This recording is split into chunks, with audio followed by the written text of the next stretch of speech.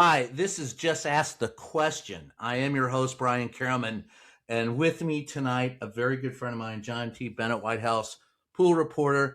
Had to call John up out of the blue. We started talking about what's going on tonight. I said, all right, we got to talk about what happened tonight. Just to ask the question, fuck was that? I assume this was the president's opening argument for the midterm election campaign. Well, that's not an argument. He sounded like a preacher in the South, and then later he sounded like a used cars salesman in the South. Then he sounded like the principal from Back to the Future. None of it made any damn sense, and he sounded like he was shot out of a cannon. I mean, he really did. He turned it on, and there was no throttle. There was no throttle. No, I'm getting through this shit tonight. Well, he was pretty jacked up. Democrats bad. Good. I solved everything. Democrats bad. Hate, death, destruction. Merry Christmas. It was an odd way to begin a holiday remarks in what looked like an enchanted forest in the diplomatic reception room. No. You know, we got to start there because that's the first thing we saw when the feed came on. The feed came on. Two trees. Usually, it's one tree in a setting like that. The garland or whatever on the mantle behind him was puffier than Liberace would have been proud. Yes, it was puffy garland. I don't know where they found it, but it wasn't the best. It wasn't the best visual. It didn't look as good as it could have. I think it was overkill. He was crammed between two lit up Christmas trees. Okay, we can start there. I don't know if it was overkill or underkill, but boy, he got killed. Well, and then the first line of the address was, "I inherited a mess and I'm fixing it," something to that regard. And then he gets into blaming Joe Biden. And if this is his argument, I mean, I'm looking at the calendar now on my computer here, and it's December, as we record, it's December 17th. The election is next November. Does he really think that he can blame Joe Biden for another calendar year and have voters not say, "Sorry, Mr. President, Joe Biden's not the president anymore," and hasn't been in almost 2 years? So how can he continue to blame Biden? Well, wait a minute. That'd be Trump. It's only been 2 months. We're going to continue. Right. We're going to continue to write in our stories and say things on TV and radio that the inflation rate did climb enormously under Biden, 2022, 2023, over 9%, I believe it peaked at. But it did come down under Biden. Biden and Harris were not wrong about that at the end of the election. The inflation rate is about where it was when Biden left office. If we get use that in a speech. No. I don't. That's not what he said in the speech. He can't say that. He's got to say something that there's never been a more successful presidency in the history of the United States. In any universe, in Doctor Strange's universe, millions of them, only this one. And I got to tell you, man, it just had me on the floor. Yeah, it's an interesting strategy to, not really lay out any policy specifics on prices, except to say that next year we're going to roll out some housing reform moves. And by the way, he said next year, which is basically 2 weeks, which is his crutch. It's basically 2 weeks until 2026. So that's his crutch. And when he says 2 weeks, he's been saying 2 weeks about Russia and Ukraine since January 20th. In the office. Yeah, since the first pool spray. Since he was back in office. So there were no real specifics there. The housing reform stuff is interesting because I was talking to Senator Ron Johnson on the Hill earlier this month. Let me ask you a question about something. And he was talking about how young people can't buy houses and how much of a problem that is. Right. But when he said he was bringing prices down, how many times? That's not true. Yeah. How many times has he said prices are $1.99? This is not the first time he said that. No, most of the speech was repeat. It's the greatest hits. Yes, exactly right. So I wonder if he's thinking, for the 25th time I've said prices in gas are $1.99. I think I might be getting close now. I mean, that's I just. Well, it is true that gas prices are down since January 20th, but are they substantially down? Are they down enough to They're not offset? $1.99. The average price isn't $1.99. If you look at the AAA data, there are some places, but it's not many places. That's the point here. He embellished gas prices. What? He embellished a lot of things. I know you're shocked. Come on. Now, wait a minute. Gas prices are down. There. Out of all we've seen out of this president, he's the most honest. He would never do that. I've heard that from him. I mean, gas prices are down.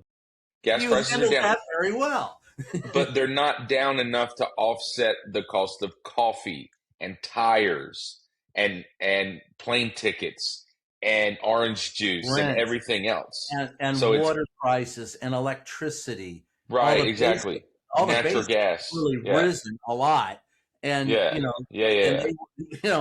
and they come to find out that piping is failing, infrastructure is failing, which impinges upon the individual homeowner because the larger infrastructure is failing. And so what you have is basically a series of accidents that the government has caused and now wants to claim as if they saved us from it. And that to me is just an anathema. But then again, what do I know? Well, yeah, I mean, I heard most of that, not the housing stuff, not the checks to the military.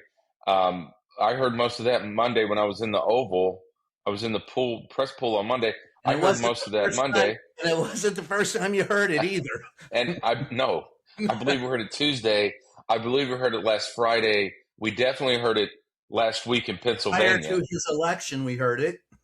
So part of the motivation behind this was kind of a cleanup job from his Pennsylvania rally event last week, where he completely dismissed that affordability was real and people were worried about it.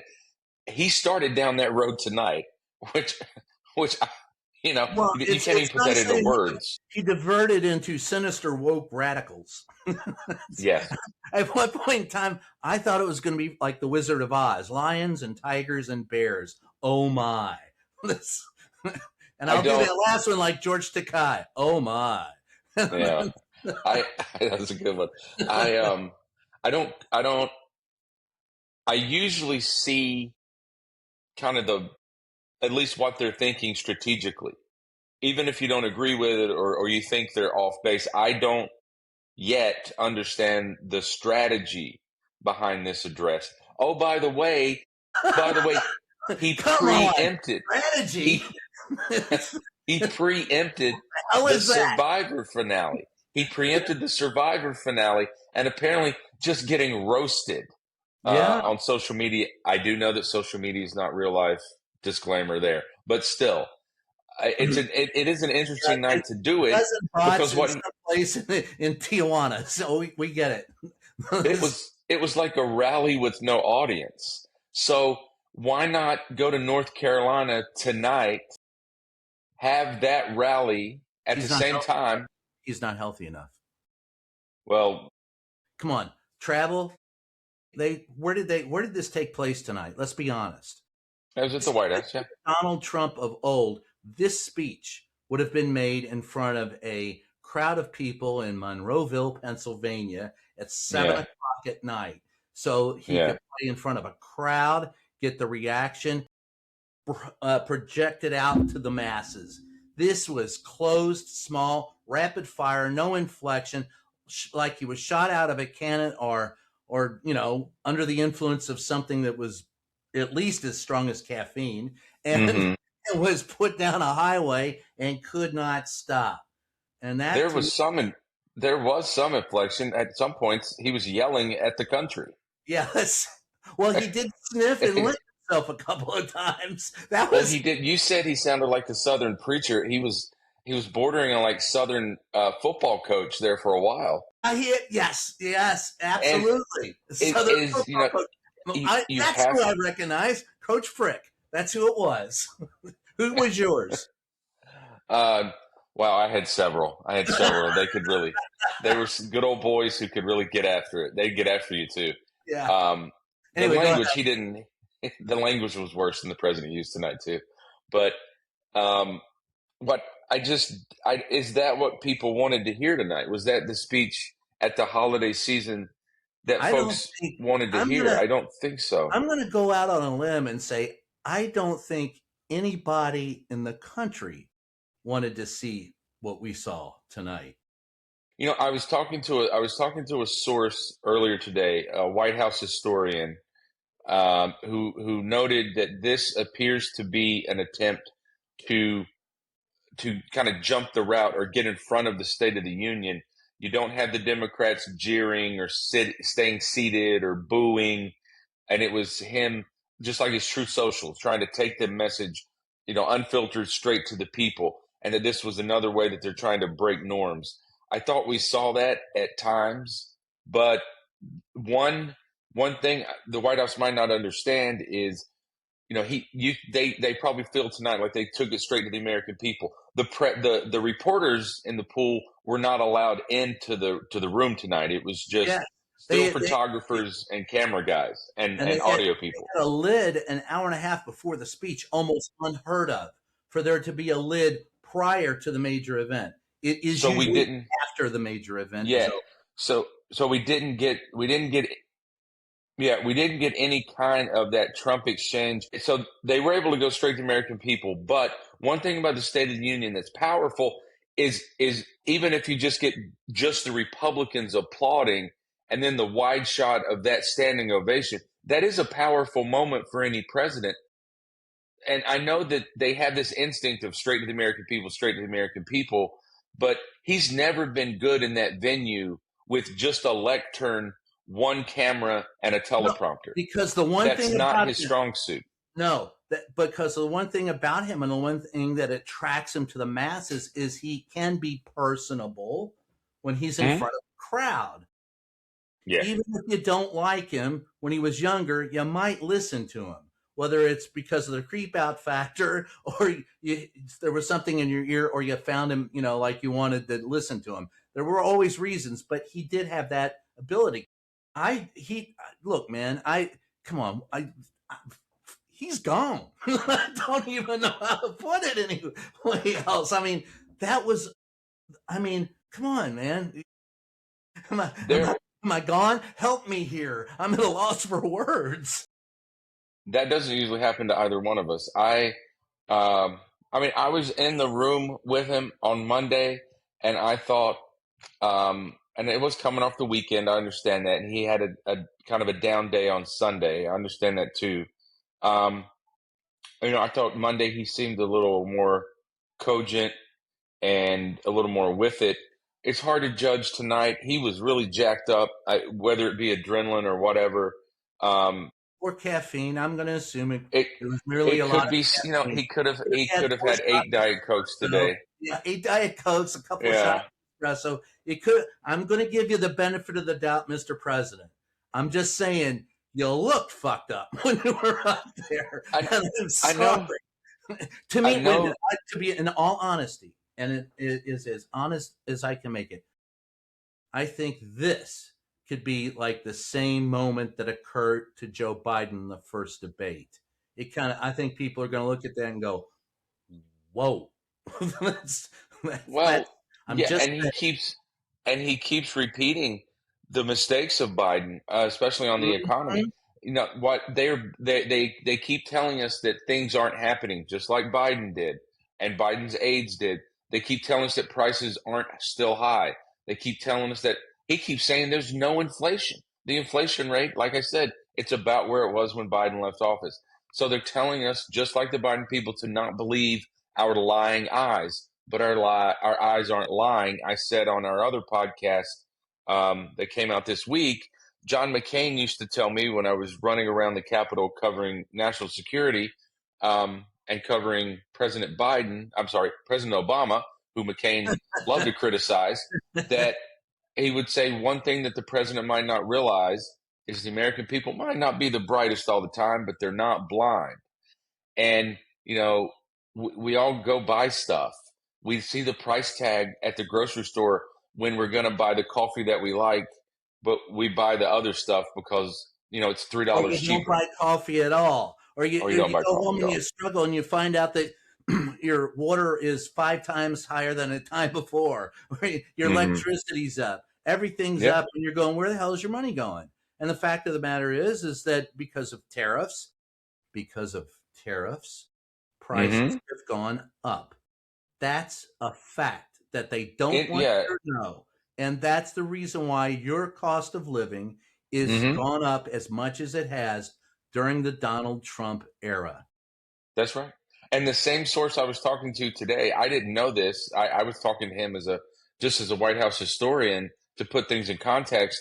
But he revealed to me that he is a conservative. He's a former Republican. He still has a lot of friends in those circles, in Washington Republican circles. And he said today, this is the first I'd heard of this. A lot of those folks, these folks are Republicans. They're lifelong Republicans, are rooting for the Supreme Court to knock down the tariffs. So prices will come back down. So they have a chance, maybe, to keep the House and to keep the Senate. They're starting to panic, is what this source said.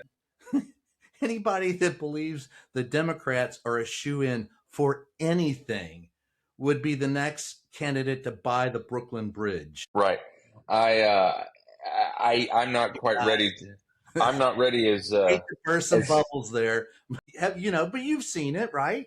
Yeah, as far as the Democrats winning the House and or the Senate, it's like former NFL coach, the late Denny Green said, if you want to crown them, but I'm not ready to do so. I'm not ready to do so because they do have a way of letting it slip away in the end, don't they? Blowing that fourth quarter lead. Yes.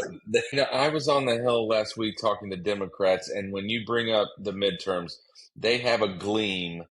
Their eyes kind of light up, and I'm thinking, you got a long way to go, guys.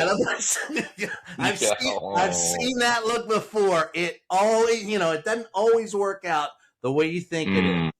And but they, we were one thing about when tonight. I first got to town, but it was different for us, right? We were covering when we first got to town. We weren't part of it, but I think you get inside that, and you tell me, we get inside that cocoon, and I think you tend to think sometimes that you're invincible. That can happen.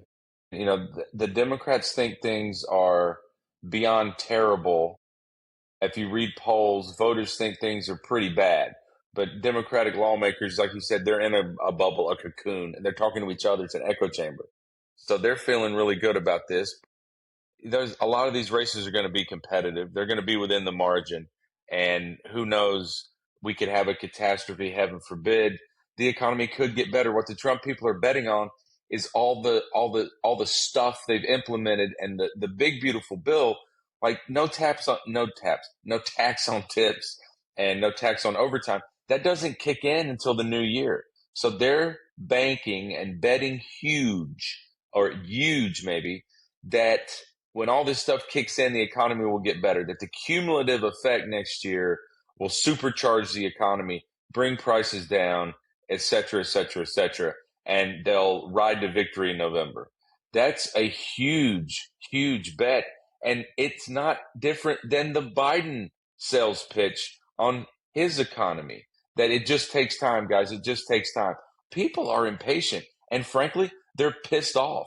I've been monitoring independent voters in polls since Trump came back. A lot of people focus on like the support among Republicans used to be 94, now it's down to 89.5. Okay, I hear you, and that can hurt at the polls. I'm not dismissing that. But go look at independent numbers and look at the track line. In some of these questions, like on the economy, the disapproval number is in the 70s. and it's just slowly So are you saying crept up, and he, it's not going down. It's only going up. so you're saying that Donald Trump crafted his speech tonight in contradiction to reality, or are you saying that something If else? that if that was a speech to win back traditional and moderate Republicans and to keep those independent voters that pushed him across the finish line in those 7 swing states that he will not let us forget about. I don't understand. I don't think that was a speech for those folks. It was just a grievance, grievance, grievance, grievance. He's just so fueled by these grievances. Rage. Yeah, he can't get past it. And yeah, it did come over his rage. And what I think people are looking for now is a steady hand behind the wheel of the economy. And that didn't come over tonight. That didn't come over at all. I don't think that, to your point, oh, beautiful point. I don't think he infused the economy with much hope tonight, because I don't think he infused the American electorate or the American public, stockholders and others of that tonight. I just The steady hand de- that we need, as you said, not there. There are a lot of people right now on the phone, like us, but who have a lot more power or money than you and I have, who are going, what the fuck did we just see? for what it's worth, and this is about 30, 40 minutes after the president wrapped up, I'm looking, Dow futures are down 5 points. Just for what it's worth. And it could come back overnight. It could be fine in the morning, but that's just the immediate reaction from the street is not in the green, it's in the red. Yeah, I'm sure that we aren't the only ones tonight sitting there going, what the fuck is it we just saw? Did you get anything out of it that, I mean, all right, so there wasn't, I didn't see, as you said, it was his simply, his Christmas gala of, his top 10. I mean, just repeated his best hits over and over again. I Yeah. don't think he told the American people much. He mentioned an army of 25 million people coming across the border, sports, crime everywhere. We had the worst trade deals ever made. It's Democrats' fault. Democrats' fault. Democrats' fault. Damn it! I couldn't write it Well, down enough. one thing that stood out to me that was interesting, but we didn't get any details on what he's going to propose or if he'll need Congress to pass it, is the housing reform, Yeah, and trying to get at the cost of housing. That is interesting. That is news, and that is something that could help people. But again, we didn't get any specifics tonight, and he just said sometime next year. He didn't call on Congress to help him. He didn't lay out why he might have the power to sign something, and he might have to go at if it's housing relief, housing assistance. Then he might have to ask Congress for it, and are Democrats going to be in a mood to push that across the finish line and give him a win and Republicans a win in election year? As they say, this is big boy football, and yeah. I just don't know if Democrats would give him that win. So that was interesting. The checks to the troops, that's always a winning message at the holiday season. That was kind of a layup. Hey, by the way, we're gonna buy off the military so they will follow whatever rules. Mm-hmm. Whatever rules we tell you, you follow because we gave you extra money. I mean, I think you could see it he that did, way. and the third thing, he did at least imply that he might send Congress some kind of health plan sometime next year. Again, this vague next year and this And then vague do that'll something on health. disappear into something else. It's just Yeah. So, Donald but Trump words, they mean shit. they want to fight. He also said, wait a minute. They want to.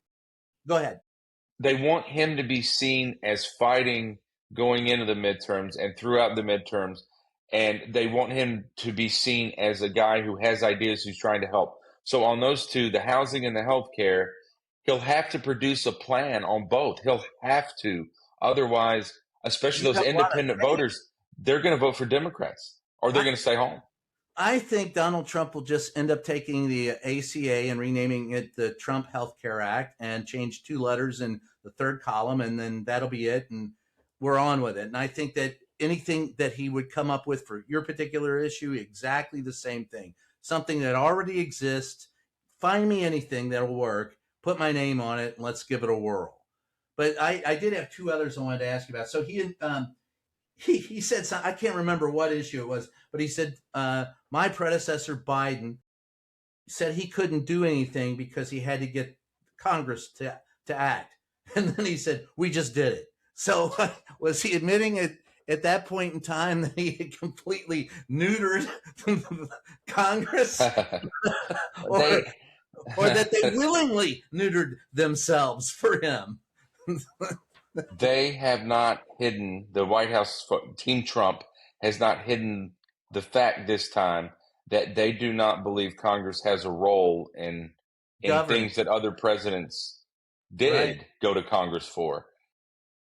And, the same source I was talking to today described it not, he said, everyone says they're blowing through norms, they're ignoring traditions. He said they're trying to set up a new system, a new structure. And that's a different way to look at it, right? It's an interesting way to look at it. So they're trying to set up this structure like everything else with where they don't. Should, but go ahead. Yeah.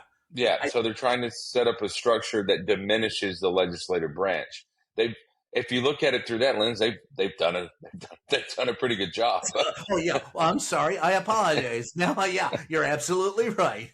It helps when the Supreme Court gives your office immunity, right?